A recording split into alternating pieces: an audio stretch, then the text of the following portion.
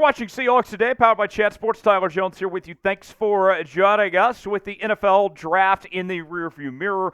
On today's show, we're going to take a look at the updated depth chart for your Seattle Seahawks. We'll run through all three categories, offense, defense, and special teams. Talk about some of the notable competitions heading into training camp, and I'll give you my takeaways of how things stack up in just a bit. Before we do, we are in a race to 52,000 subscribers here on Seahawks Today between Steelers Talk and ourselves, and it is right down to the finish to see who can get there first. Subscribe now for the latest happenings of your Seattle Seahawks with daily content, sometimes 2 and 3 videos a day, live shows every Wednesday, and anytime the Seahawks make a move, we're going to bring you a video as quick as we can here on the channel. We are covering your team like nobody else is. Subscribe now for free, youtube.com/SeahawksTV, and let's take it to the Steelers and get our revenge for Super Bowl 40. We begin with the quarterback position with some notable changes for Seattle. Geno Smith still QB1. Sam Howell slides into that QB2 spot, but now Chevan Cordiero out of San Jose State, the undrafted free agent rookie, will step in as the QB3. We'll see how he does, if he can earn a spot on the roster or not. Traditionally speaking, the Seahawks have only carried 2 quarterbacks on the 53-man roster, but we'll see what Mike Macdonald has in mind there. Meanwhile, the running back position is pretty fascinating. Kenneth Walker is your main guy, with Zach Charbonnet as the number 2 back, Kenny McIntosh as the number 3, and a couple UDFAs holding down some spots as well. We'll see what they do here in rookie minicamp in the coming days. But this could see some potential change here, as we've heard the rumblings from John Schneider about potentially bringing in Rayshawn Penny or another veteran running back with the possibility of competing for a role on this Seahawks backfield. We've seen, traditionally speaking, the Seahawks go with about 4 running backs on the active roster when the roster gets narrowed down to 53. So we'll see if Rayshawn Penny or somebody else comes in, and also if they do come in, what would their role exactly be? I don't see another running back stepping into the roster and moving up ahead of Walker or Charbonnet on the depth chart. If somebody else comes in, like a Rayshawn Penny, they're going to be competing to be the number 3 or 4 back potentially. So we'll see how that all works out there.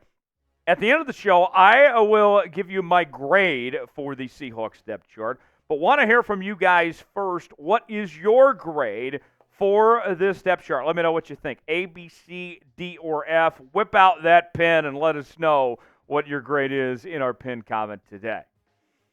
The wide receiver position for the Seahawks, DK Metcalf and Tyler Lockett, each on the outside, while Jackson Smith-Njigba holds things down as the slot receiver. Jake Bobo should see an increase in his playing time this season. He'll be one to watch out for. Derek Young also there, D. Eskridge and company as well, fighting for position for playing time there in the wide receiver room.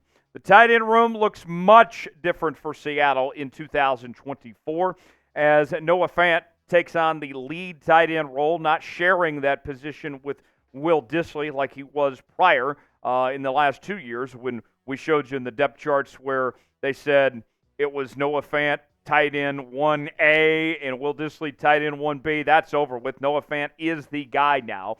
Pharaoh Brown slides into the tight end 2 role. But watch out for Brown, who the Seahawks drafted out of Michigan to compete for some potential playing time, and also Westover, the tight end that they signed from the University of Washington. A lot of excitement about the potential of him earning a roster spot for the Seattle Seahawks too.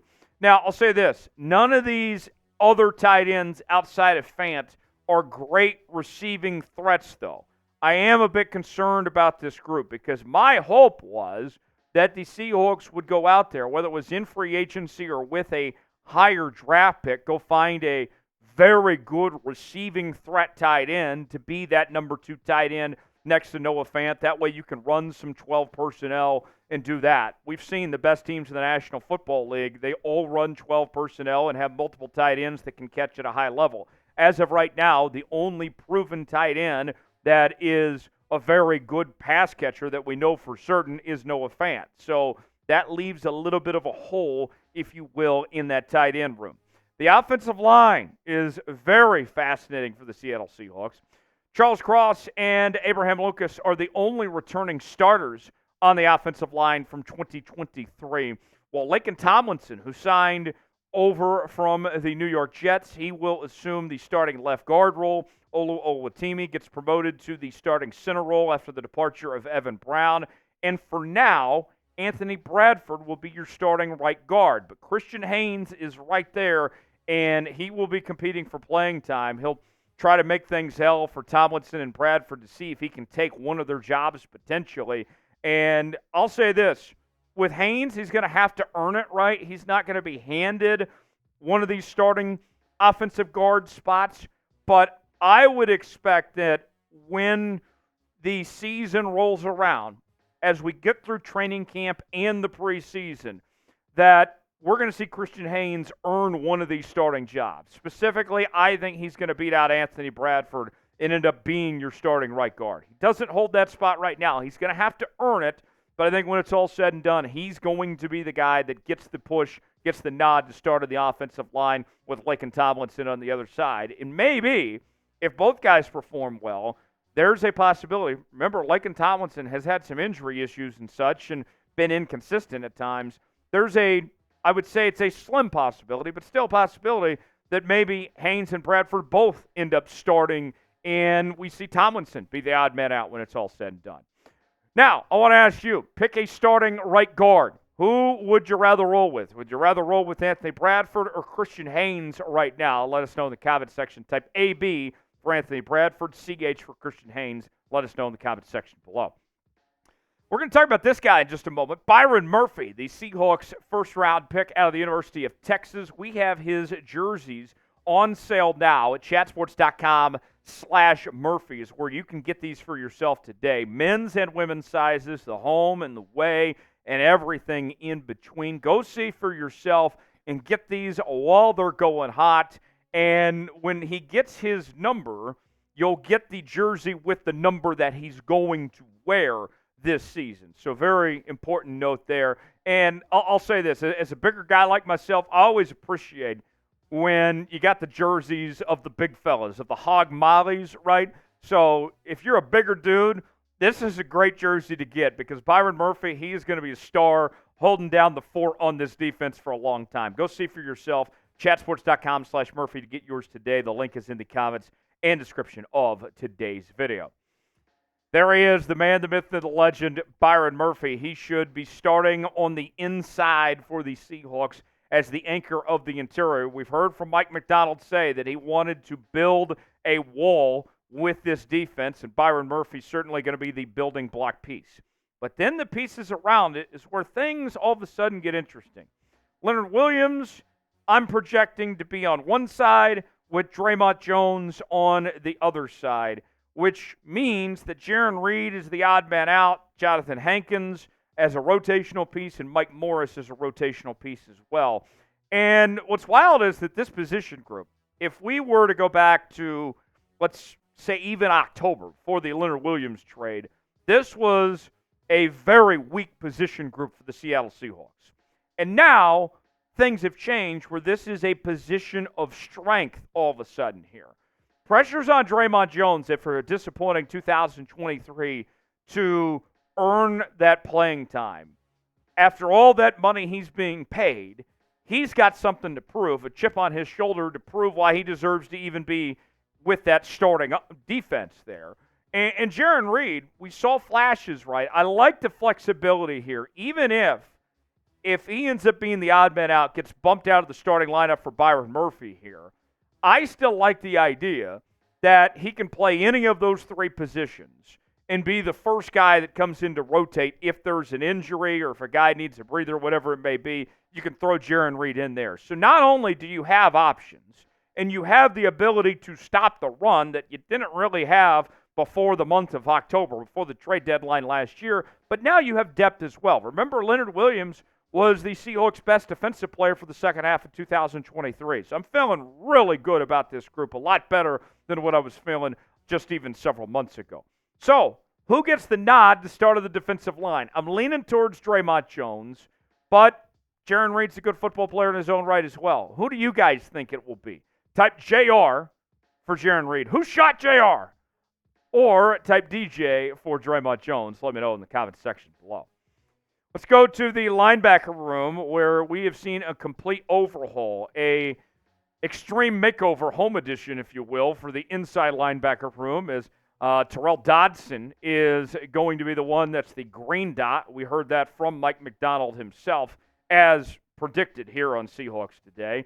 Well, Jerome Baker will be next to him on the inside. They replace the likes of Bobby Wagner and Jordan Brooks. And the thing with both of them, too, is they are very good when it comes to coverage as coverage linebackers, which was not a strength of Bobby Wagner or Jordan Brooks this past season. Meanwhile, the outside, Boye Mafe, the Seahawks leader in sacks last season, looking to have a Pro Bowl caliber year in year number 3. Well, Uchenna Nwosu holding things down on the right side. He'll be coming off that season-ending injury from a year ago, but you have some depth pieces. I'm excited to see what Darrell Taylor can do. We've seen him as a very good pass rusher, does a good job of getting after the quarterback, but kind of struggles with everything else. Meanwhile, Derek Hall, he's in year number 2, and kind of the complementary piece to Boye Mafe. They both do totally opposite things well, like that thunder and lightning kind of ordeal. I expect his playing time to increase, but watch out. I like this new linebacker room setup of what Mike Macdonald's doing with that group. The corner room, this is where things get very interesting, where the Seahawks have some figuring out to do, if you will. We know Riq Woolen is going to be starting on one side. Mike Jackson has the upper hand to start on the other at the moment, but this could all change relatively fast. We've seen Trey Brown have his moments where he's played very well. But you look at some of the other pieces. I mean, you brought in Pritchett in this draft. You have some other guys like Jones that are going to be competing. Artie Burns is still hanging around. And then the whole Devin Witherspoon equation. I think that we're going to see Mike Macdonald do with Devin Witherspoon is have him in a Kyle Hamilton type role like we saw with Hamilton in Baltimore, where he played a little corner, played a little nickel, played a little safety, kind of a roamer where he let him excel to his fullest by putting him kind of all over the football field. I would imagine that's what Mike Macdonald is looking to do with Devin Witherspoon. I'd be surprised if we see Devin Witherspoon move to the outside corner spot and kind of try to maximize his potential by putting him in that nickel/roamer role of some sorts there. Seattle has the most depth they've had in a long time when it comes to the secondary as a whole. We'll get to the safety room here in just a moment. But I'll say this. Pressure's on Riq Woolen to have a bounce-back year. Had a Pro Bowl, outstanding rookie season. Last year, took a significant step back and really struggled tackling-wise. Riq's got to improve. He's got to get back to what we saw his rookie season, because if not, if his performance slides even further than what it was a season ago, then he's going to find himself being on the outs of getting bench for a guy like Trey Brown potentially. So this is going to be a very competitive room. Riq Woolen's got to figure it out. He's got to get back on track. Otherwise, that's not going to fly with Mike Macdonald. What's your confidence level in Riq Woolen heading into 2024? I want to see what we saw from Tariq Woolen his rookie season. I don't want to see this Riq Woolen that changed his name before last year. I think we need to see Tariq make his return. And if he plays like he did in 2022 again, maybe you should start going by Tariq again. What's your confidence level in Tariq Woolen, or Riq Woolen, whatever you want to call him, heading into this year? I think he's going to bounce back. I'm going to give him about a 7.5. Scale it for me in the comment section. Let me know what you think. The safety room for the Seahawks. This is going to be very interesting to see what this group comes up with. Julian Love at the free safety spot. Rayshawn Jenkins, who they brought over from the Jags. I thought one of the best signings for the Seahawks this free agency period. A sneaky good signing. He'll start at the strong safety position. Kobe Bryant. Be fascinating to see what his role exactly is, as the Seahawks are expected to play with three safeties at times in in a 3 high safety look, and we saw that last year as well. The Seahawks did that with Jamal Adams and Julian Love and Quandre Diggs. So whatever Mike Macdonald has dialed up there, I think Kobe Bryant's going to see his role. I don't think Kobe Bryant is going to be playing corner anytime soon. I think he's kind of locked in at that safety spot. Special teams, no real significant changes in this group, with Myers and Dixon, of course, holding things down at the kicker and punter spot. And then the kick return game, obviously, going to be a bigger emphasis in 2024 with the new kickoff rules that'll take part. But Aesop Winston expected to kind of man things down for the punt return coverage, at least in camp anyway. We'll see where things go from there. My grade right now, I like the Seahawks roster a lot. I think we've seen significant improvement from the team that we saw on the field in 2023. I think it's about a B+ right now is my grade. It's not perfect, but there's not just some glaring holes and weakness of sorts there. The tight end position is questionable, but, I mean, it's not panic mode. You don't have a panic mode position group right now, so I go about a B+. How would you grade the Seahawks depth chart? Let us know. A, B, C, D, or F. Chime in that comment section and weigh in.